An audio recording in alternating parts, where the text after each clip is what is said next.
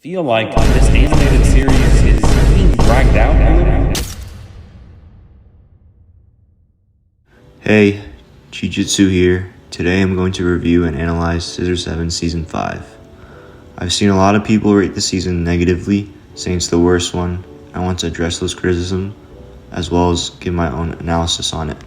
Now, I had planned for this video to be released right during the Netflix release window, since I've already seen the season last year during the Chinese release. Unfortunately, it's been exam week and I've been locking in for exams, so I couldn't get to my video. So expect this video to come out like a couple days after the initial release or even a week later. Anyways, let's get to the video.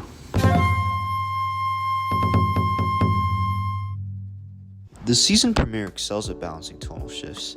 They do this by using Seven's humorous attempt to recall his age, not as a gag, but as a release valve that heightens the plunge into a somber past. The transition is embodied by the puzzle forcing him to confront the faces of his former life. The episode is densely layered with symbolic callbacks, most notably the wolf. Seven's own festering rage and trauma from the effects of the Dark Frost dagger, as well as his color scheme and glitching effects, which are not merely aesthetic but a direct visual metaphor for his past life.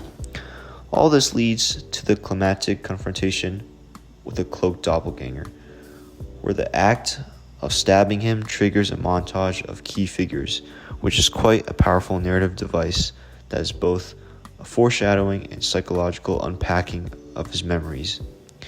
The first face that shows up is the millennial spirit that tested him when he was trying to receive the 1,000 demon daggers. The second face is Redtooth, who was the first of the 7th grades, one of his colleagues, to challenge him and really allow Seven to showcase his strength. The third face is Green Phoenix, another among his colleagues who saved him from Redtooth, and the rest of these faces to the 6th face are the rest of his colleagues in the Shadow Killer League.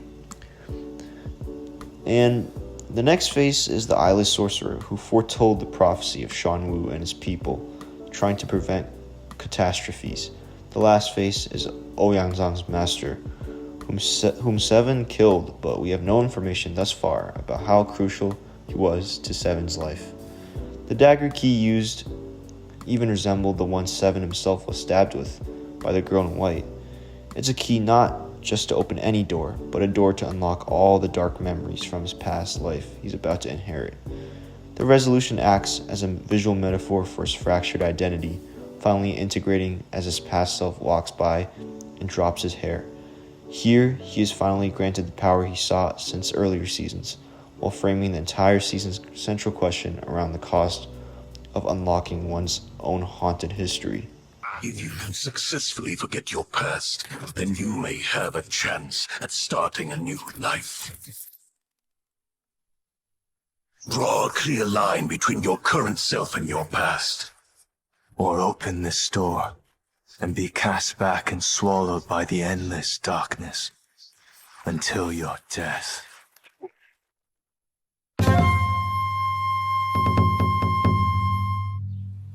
Alright, episode 2 is when Seven is finally going to be looking for the fragments of his life.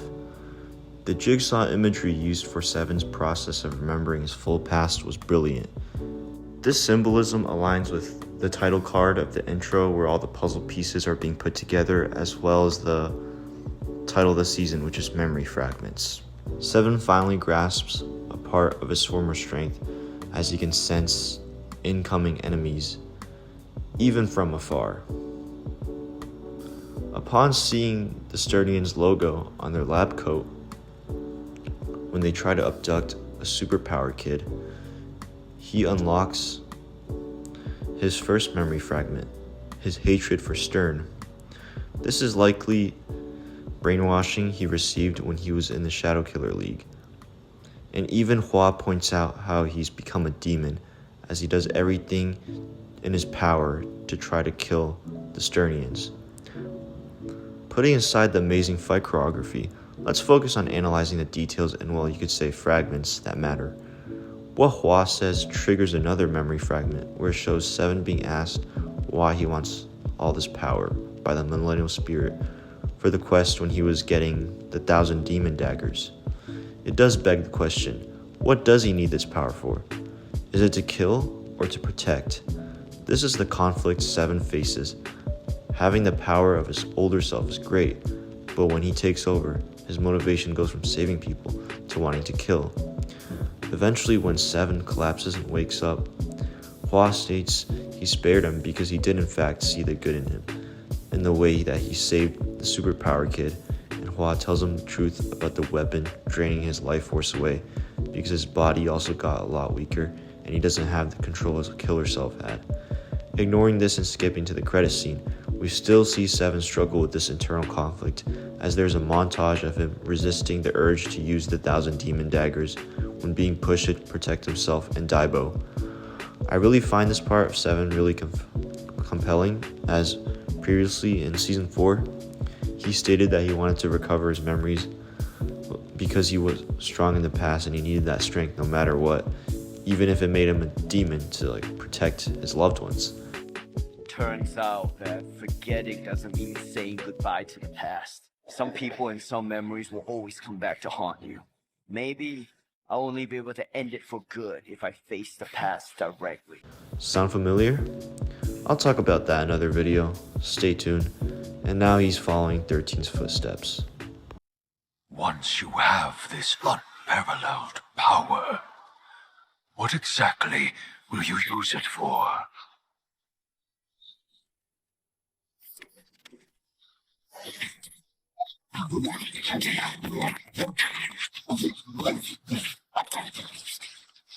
Just to kill people, to show that you're powerful, or for saving people? With such great power, it's incredibly easy to become a demon. What's difficult is controlling yourself.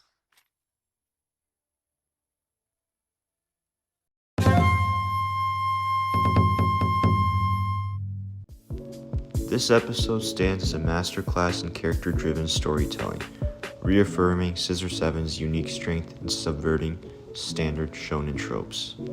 Instead of appealing to all the fans who all want action, they decided to focus in on developing and redeeming Redtooth as a character. He finally lets go of the blood demon because he realized it was using him as its vessel for its own gain. For those who say, oh, Redtooth didn't face consequences for his actions, for all the people he's killed, or he doesn't feel guilty, I heavily disagree with that sentiment. For the consequences part, nobody on the island will be strong enough to take him on, and also, nobody but White Fox knows Redtooth is still alive as of now. Of course, the past is not so easily buried. White Fox's smirk upon his capture is a perfectly executed piece of foreshadowing, which will promise a future reckoning and ensuring that Redtooth's hard-won peace may be tragically short-lived. As for the second criticism I've seen, I think it's totally unrealistic for someone to feel guilt or empathy after all they've done when they've killed hundreds or even thousands of people, so it's perfectly realistic for him not to automatically feel that. They handled it in a way where they're showing that Redtooth has the capacity to change as he takes on the burdens of the chairman of the island from Jiang. He slowly humanizes and understands empathy through responsibility, which is really beautiful. I really love how he finally realizes that Jiang did truly love him, but he thought that the Lotus Sex Master's words were everything. The name of the steamed bun shop that Jiang opened was even named after the ship name of the both of them, Quanlian, which is also a Chinese pun for all year, no rest. The tears flowing from his eyes were everything, bro. And to my black and white Twin Dragons readers out there, all your dedication finally matters now. The goat Mo Lang, who I've mentioned earlier, finally appeared. I'll talk about Mo Lang and what he might be doing here in another video, but damn, he's finally here collecting his blood demon power back, and he just looks so fucking tough. Thank you so much, Doctor. You know, I can't fix your back problem, and I'm actually not a doctor. Thank you. You remind me of my son. I barely did anything at all. He's always away. Oh.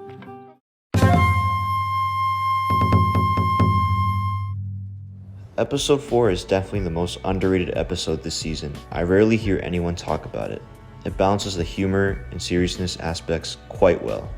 As the season's theme and emphasis on fragments, I believe this is one of the most important fragments in Seven's life.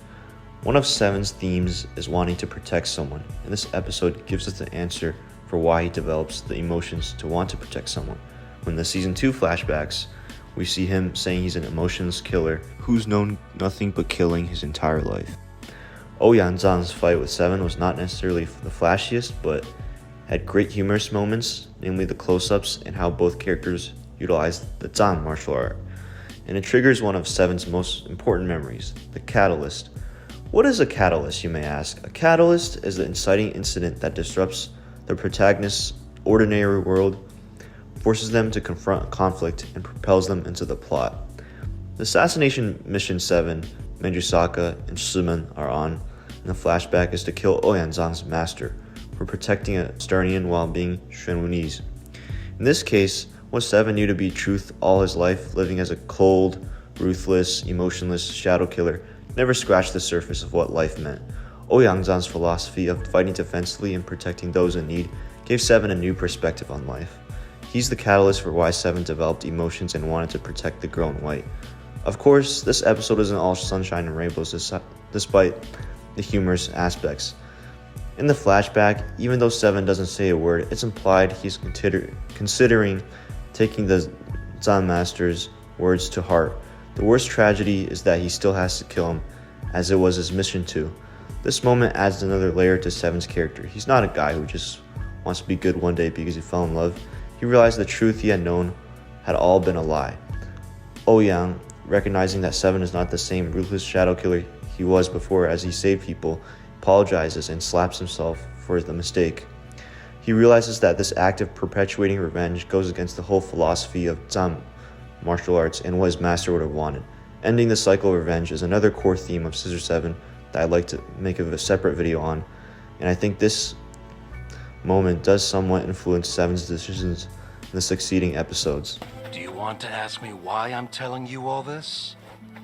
Because by educating more people about the philosophy of thumbs up, you will think for a moment before attacking. If my opponent doesn't attack and I don't attack, this world will have far, far fewer conflicts. Not all Sternians are bad people. Not all Xuanwuans are good people. Thumbs up advocates loving life and loving lives regardless of borders or race. When we see someone in need, we must extend a helping hand.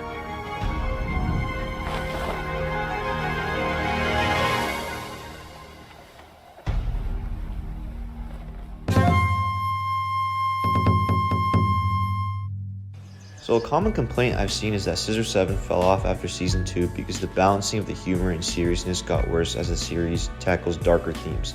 I heavily disagree with this sentiment. I think people who say this want this donghua to be a filler show for them as they want to focus on their favorite shonen stories. Either way, this episode is the big humor break from all the dark themes this season addresses. But then the episode becomes bad because it's a filler that adds nothing to the plot? Huh? These guys complain about anything.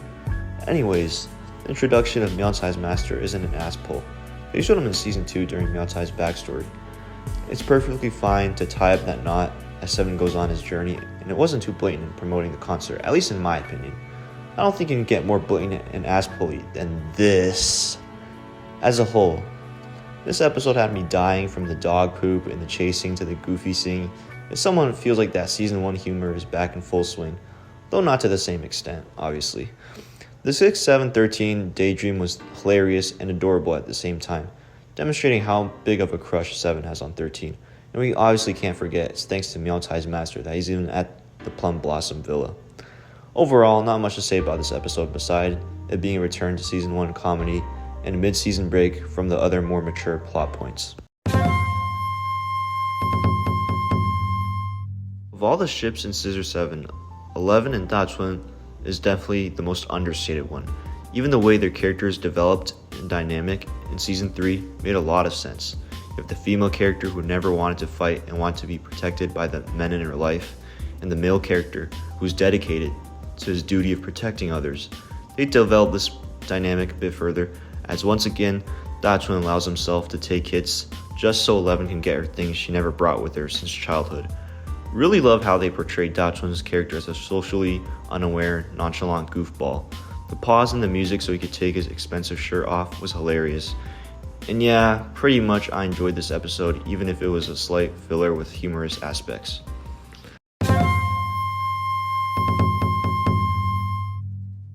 Is 13's arc rushed here? No, I don't really think so. Although she had one episode, it was arguably top 3 in the season. She finally gets some closure from her childhood in this episode here.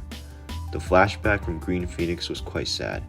He tells her to go to her father to be safe and learn under him to give her a chance at surviving because no shadow killers would ever touch Plum Blossom territory. He doesn't want her to end up falling in his footsteps. The way he acted here also demonstrated how much more of a paternal father figure he was for 13, as opposed to the Plum Blossom swordsman. Till with the snow blowing hard against the wind really illustrates here 13's rage from all that's happened in her life. With the loss of her mother and now her master. She's come a long way the day her mother passed. Her finally being able to somewhat prove herself to her father shows this. As 13 finally earns her father's respect, he reluctantly teaches her about fundamentals and why she hasn't fully grasped her techniques taught by Phoenix. He emphasized the importance of precision when doing sword thrusts, and that destroying everything in your path is a poor usage of Qi. With every step taken, 13 reminisces more about her childhood. First, the room where her treasured little brother was born. As 13 trains with her father monitoring, she sees herself in her child self trying to impress her father as she broke something for the first time. This illustrates not just a return home, but the integration of her past self with the warrior she has become. What makes 13 such a compelling character is the fact that she's her own autonomous person.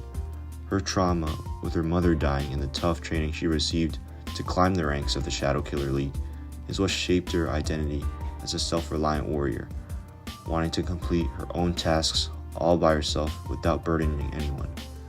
This is why she eventually leaves and says she can resolve everything on her own without her father, and also why she told him 7 was a stranger so he wouldn't get dragged into 13's mess either. Fire is symbolic in Scissor 7. In Phoenix's flashback, the fire that scars him is a physical and psychological brand of his core trauma. It occurs at the exact moment his old life, his innocence, his family, his master is violently destroyed. The fact the fire left a permanent scar on him marks the end of his childhood and the beginning of his lifelong quest for revenge. When Phoenix realizes he has something to fight for, his disciple, he abandons taking revenge on the leader. And when he was caught in fire again, he was left unfazed, and this scene symbolizes purification by fire instead. When 13 visits where her mother passed, she strays far from her master's path of revenge, but chooses to do the same thing he did during his last stand. She went to the place not for revenge, but to finally get closure. This final act solidifies her autonomy.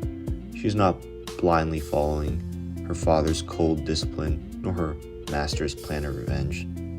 Instead, she forges her own third way, using the skills they imparted to fight for a personal connection.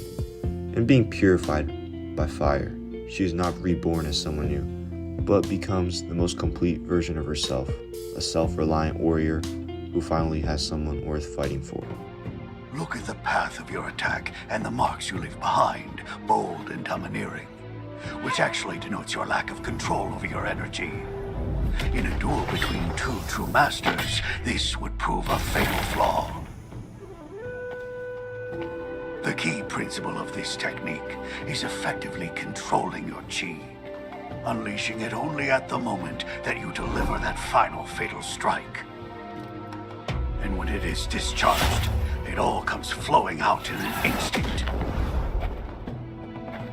In the moments before using it, your body should feel as calm as still water. and yet brimming over with immensely potent energy.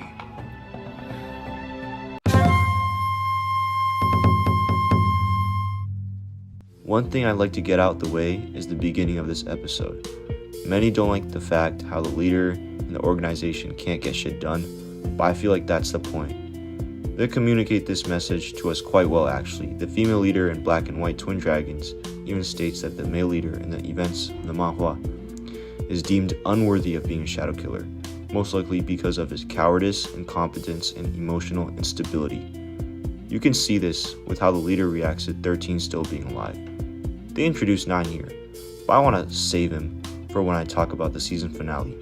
It was great the way they introduced the housekeeper for the villa as someone who used to be a trap setter that was involved in attempting to take down Seven. And I'll explain why in a bit. The housekeeper figures out who Seven really is and shows a remake of the same trap 2 years ago.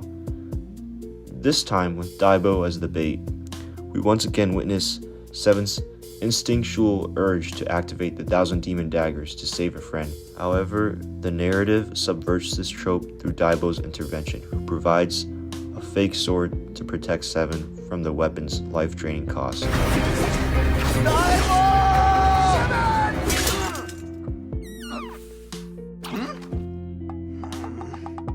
I forgot to mention that I changed the knife so you can use it less. This forces Seven to rely on his own honed skills at this point, his signature scissors and remarkable flexibility to overcome the obstacle. A great moment and parallel here is that the housekeeper uses the same exact trap, with them standing in the same exact position. On the contrary, Seven uses a defensive, agile, creative way to rescue Daibo, which differs from how his past self handled that predicament. This highlights that Seven moved on from the past, while the housekeeper didn't, and this is why Seven got past the trap. He is no longer the cold assassin utilizing a dangerous power he cannot currently control.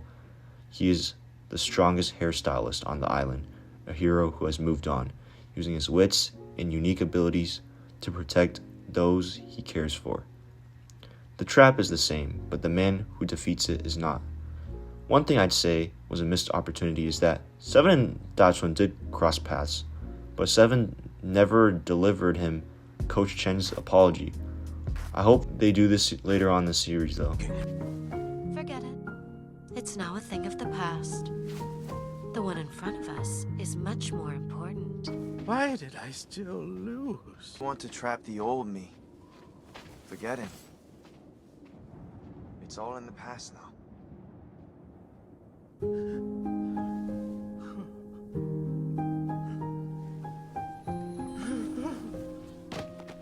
It's all in the past now.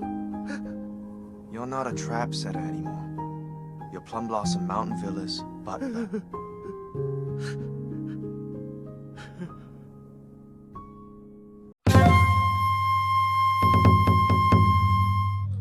On to the most divisive episode this season, Eyeless Sorcerer's Prophecy. Personally, this episode was fantastic. It really showed Seven's growth all these seasons and how he rejects his fate by instead making his own. The Eyeless Sorcerer makes prophecies likely based off events that happened in the past, and in a way, thinks history would repeat itself. In Black and White Twin Dragons, Luo Cha took revenge against both Stern and Xuanwu. He got killed, then revived again, and put all his strength into taking vengeance once again. Seven was on a similar rampage when people got in his way while he was protecting the girl in white. Not all his predictions are meant to be correct. It more so feels like anxiousness about history repeating itself, leading to the destruction of the world. Seven knows the danger the sorcerer poses, which is why he grabs the 1,000 demon daggers and tells Daibo not to interfere. This is again another case of him feeling the need to use the 1,000 demon daggers and tap into the power of his past self, doing whatever it takes, even if it hurts him or turns him into a demon. To protect those he cares about, it is here that the Eyeless Sorcerer reveals to him the twisted truth about himself. Xuanwu, a nation rooted in martial arts. Terrified that technology would replace everything, so they named Stern their sworn enemy and started the assassin training program. In an effort to halt the advancement of technology, they assassinated scientists from Stern. 6 years ago, the program successfully turned out the most perfect assassin. Unrivaled in all the world, an unstoppable killing machine. But with each mission executed, something else was brewing. He began developing some of his own ideas, and even began to disobey the Chief's orders. Needless to say, the Chief was displeased. One cannot truly feel secure with a lethal disobedient pawn on the loose. So he devised a plan to kill this assassin. But who and how can one take out the world's most deadly assassin? Everyone has their weaknesses. This unstoppable assassin lost his heart to a girl. So the Chief put his plan in action. He locked the girl up in Divine Beast Tower. In order to rescue her, the assassin would need to kill the Divine Beast. But killing the Divine Beast would make this assassin the mortal enemy of all of Xuanwu.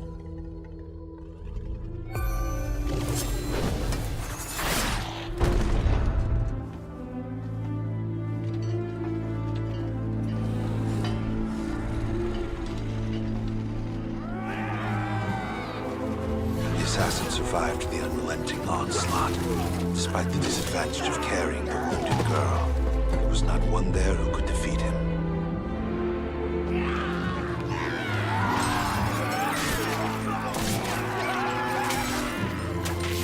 Finally, in a crucial moment, the girl took out a dagger that was coated in a strange poison and stabbed the assassin in the back. The assassin used the last of his strength to shatter the stone bridge below him. He fell into the river and disappeared. The girl had been arranged from the very start. Meeting and becoming acquainted with the assassin was all part of the plan. You are a killing machine and a superior one. It was made with the sole purpose of protecting this nation, disposed of after use, and subsequently replaced as the next assassin takes your place. All those feelings, those emotions, none of these were real. False narratives designed to destroy you. Seven was a killing machine, a mere puppet created from an experiment, just to assassinate the sworn enemies of the country he's from, and to be disposed of with the next assassin in line to take his place. What Ouyang master said about emotions that shaped Seven's perspective was all a lie. He's still bound to the fate of a shadow killer. All this obviously hurt Seven a lot, and his past self was about to fully take over and manifest all his hatred in the form of the Black Cloud and infect current Seven with it. However, for the first time, we see Seven not embrace his assassin side in the way of letting him take over. He hugs himself and absolves him of all the hatred and rage he feels for the people that wronged him. What the Eyeless Sorcerer got wrong was that he thought he was talking to Killer Seven, but really, he was just talking to Seven, a Seven who's let go of all his grudges to move on to have a better life, which is what the girl in white would have wanted for him. Instead of vowing to kill everyone that's wronged him, he chose to mourn his former love, who he thought poisoned him, so he can get a better life. He thanks her one last time and left his killer side to rest with her. I really like the implications of this. Normally, the Shadow Killer tokens upon death would be placed onto a board in the lair, but Seven got to choose his own path. He got to allow his former self to rest with the one he truly loved and not pass as a Shadow Killer who died on a mission, but to pass as a protector until the end. Well, so what's so divisive about the season? People said this episode pushed the 7X girl in white ship and it was an info dump. Yeah, I don't think I need to say anything more. Like, They implied how his backstory was going to be based on earlier flashbacks, and they revealed the mystery here. Like, what? Like, what are these criticisms?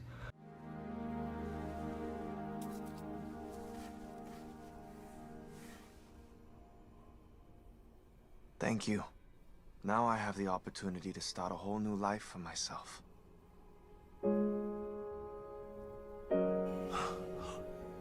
Just because I'm back doesn't mean I'm the same as I was before.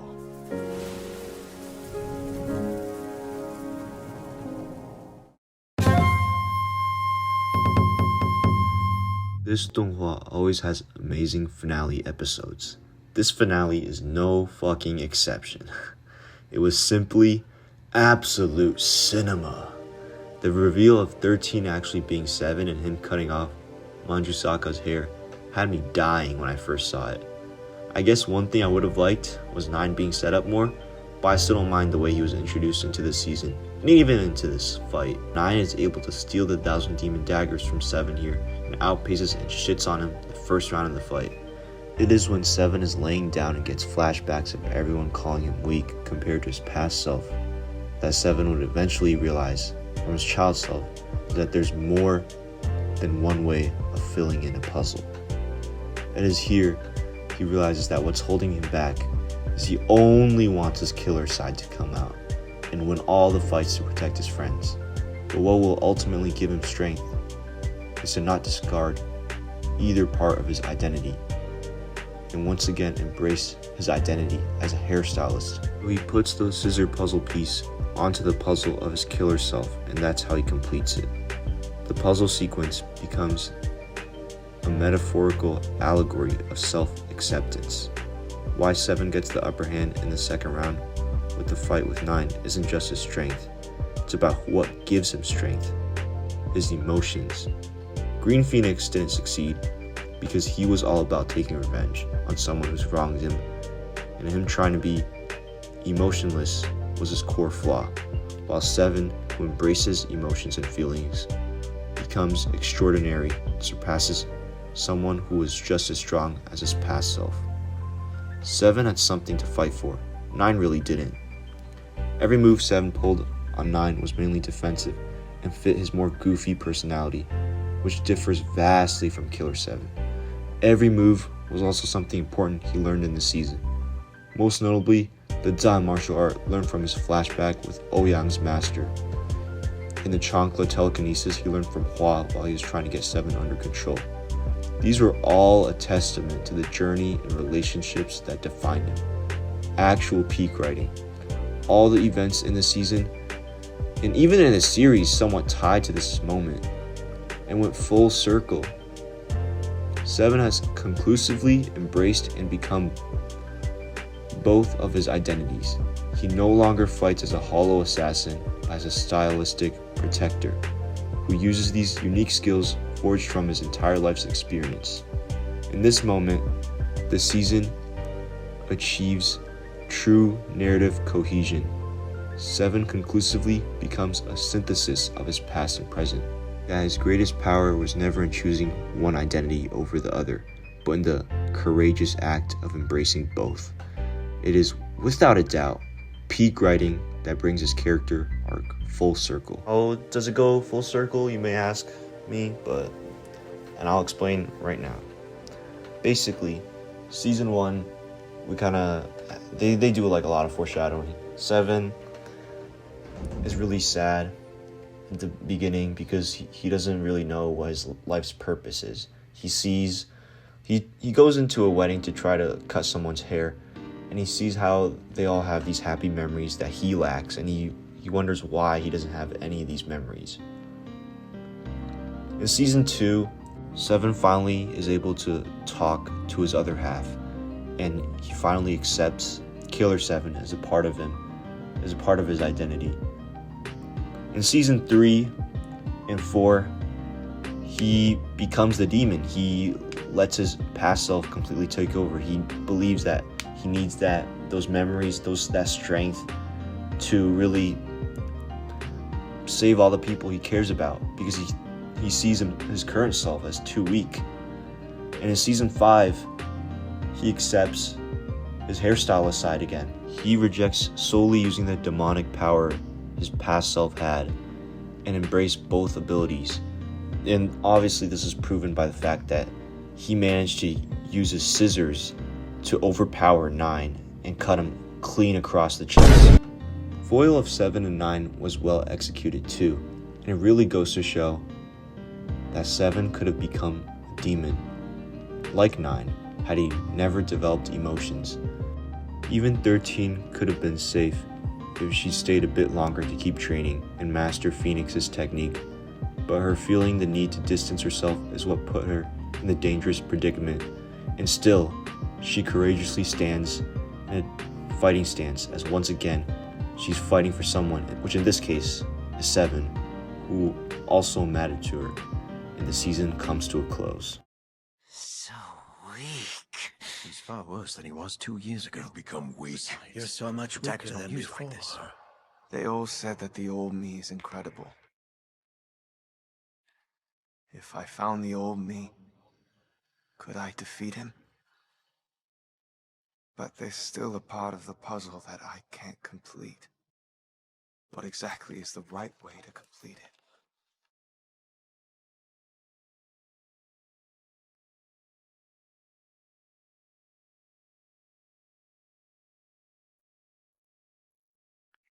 It's wrong to put it there. The color is obviously wrong. Why is it wrong? It's nice to put it there too. There shouldn't be just one way to complete a puzzle.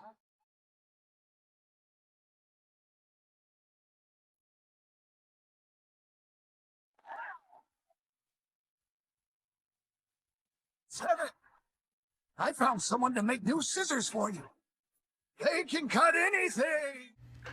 Overall, I rate the season a 9.5 out of 10. It might genuinely be my favorite Scissor 7 season and a massive improvement upon the largely hated Season 4. I also want to clarify, I don't have a problem with this season. I just thought the pacing was a little messy. That's all. And if you enjoyed this season, don't ever listen to Redditors' opinions on it. Rewatch it and analyze for yourself. That's what made me see the beauty in Season 5. And I can't wait for the movie in Season 6 to come out. The one thing I will say though, is that I would have liked them to lean in more on the idea of 7 becoming a demon and explore his hatred for Stern by visiting the place and unlocking the memory fragment of his assassination attempt on the King of Stern. But now thinking about it, he wouldn't even be let in as the Prince of Stern has bad blood with him for critically injuring his father. I think what's unique about Scissor 7, in my opinion, is how subtle the details in the character's writing are. I'm really excited to see how this show will eventually reach its conclusion. And as Season 5 is described as a falling action, it certainly did not miss. If you want to talk more Scissor 7, or just want a non-toxic, safe community space to talk in, feel free to join my Discord server, which I'll put the link up on the screen. And yeah, I'll see you on my next video.